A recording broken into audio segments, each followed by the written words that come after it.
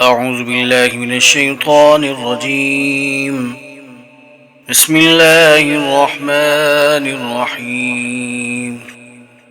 تبارك الذي بيده الملك وهو على كل شيء قدير، الذي خلق الموت والحياة ليبلوكم أيكم أحسن عملا، وهو العزيز الغفور، الذي خلق 7 سماوات طباقا، ما ترى في خلق الرحمن من تفاوت، فارجع البصر هل ترى من فتور، ثم ارجع البصر كرتين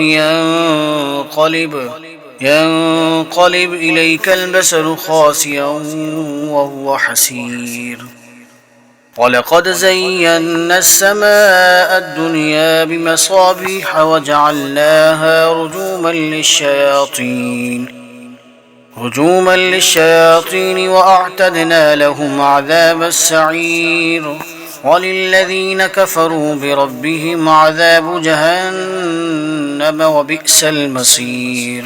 إذا ألقوا فيها سمعوا لها شهيقا وهي تفور، تكاد تميز من الغيظ، كلما ألقي فيها فوج سألهم خزنتها ألم يأتكم نذير، قالوا بلى قد جاءنا نذير، فكذبنا وقلنا ما نزل الله من شيء إن أنتم إلا في ضلال كبير.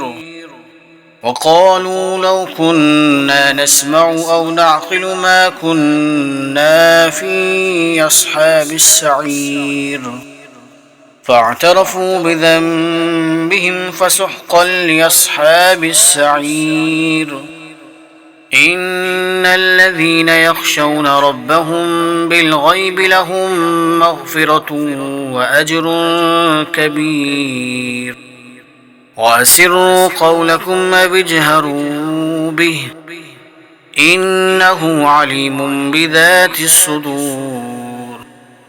ألا يعلم من خلق وهو اللطيف الخبير. هو الذي جعل لكم الأرض ظلولا فامشوا في مناكبها وكلوا من رزقه وإليه النشور.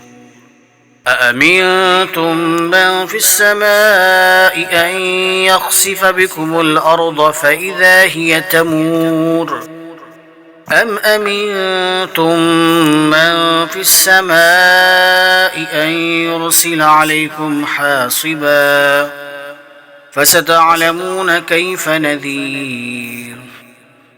ولقد كذب الذين من قبلهم فكيف كان نكير.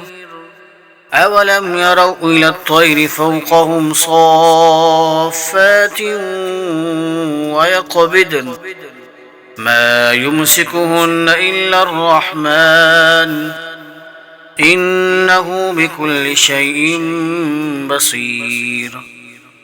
أمن هذا الذي هو جند لكم ينصركم من دون الرحمن إن الكافرون إلا في غرور.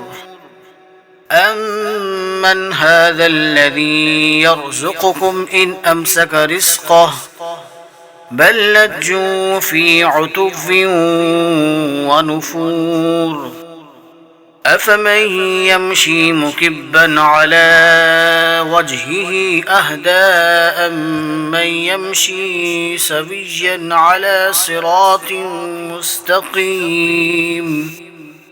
قل هو الذي أنشأكم وجعل لكم السمع والأبصار والأفئدة قليلا ما تشكرون.